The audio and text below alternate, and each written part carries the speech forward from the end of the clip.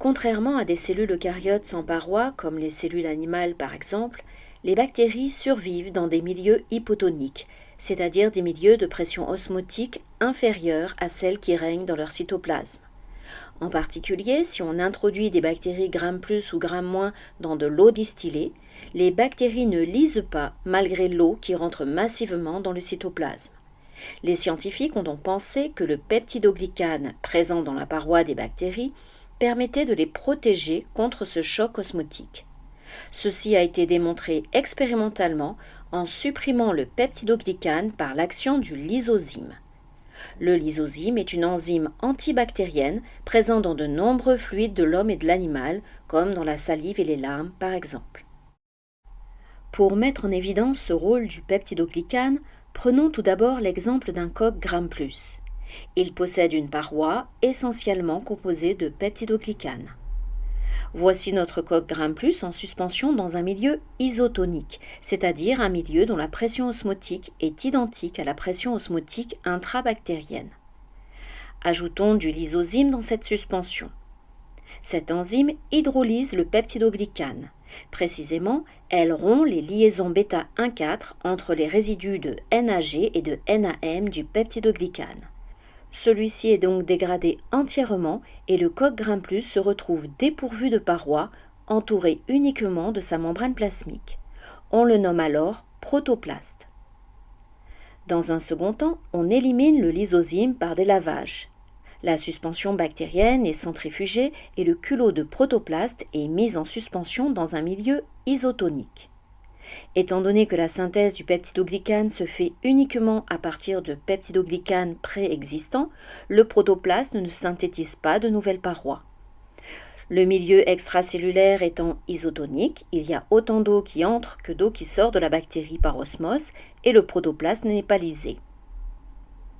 Maintenant, ajoutons un grand volume d'eau distillée afin de diluer le milieu extracellulaire qui devient donc hypotonique par rapport au cytoplasme bactérien.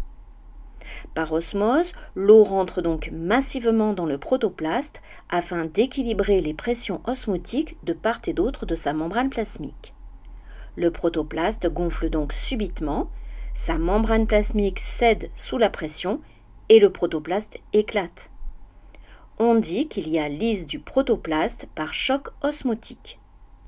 En conclusion, le peptidoglycane forme un véritable corset protecteur autour de la membrane plasmique qui ne cède pas malgré la pression de turgescence qui règne dans la bactérie en milieu hypotonique. On dit aussi que le peptidoglycane permet de contrer la pression osmotique.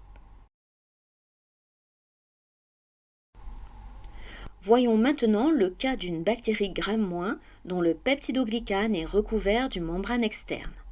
Afin que le lysozyme puisse accéder au peptidoglycane, il faut donc traiter d'abord les bactéries par de l'EDTA. En effet, l'éthylène-diamine tétraacétique, en complexant les cations, déstabilise la membrane externe. Le lysozyme peut alors hydrolyser le peptidoglycane, mais seulement partiellement. Dans le cas d'un bacille Gram-, celui-ci devient sphérique et c'est pourquoi on le nomme sphéroplaste. Le sphéroplaste est donc entouré d'une membrane plasmique et d'un peptidoglycane partiellement dégradé.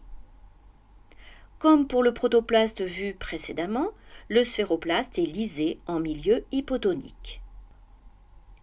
En revanche, si on place un sphéroplaste dans un milieu isotonique, il pourra resynthétiser sa paroi à partir des résidus de peptidoglycane. Il redevient donc un bacille Gram- pourvu d'une enveloppe complète. Pour conclure, sans leur peptidoglycane pariétal, les bactéries Gram+ et Gram-, appelées respectivement protoplaste et sphéroplaste, éclatent en milieu hypotonique. Au laboratoire de microbiologie, on utilise souvent le vortex pour homogénéiser les suspensions bactériennes. Étant donné que cette opération peut fragiliser la paroi bactérienne, on réalise les suspensions en eau physiologique plutôt qu'en eau distillée qui risquerait de provoquer la lyse bactérienne.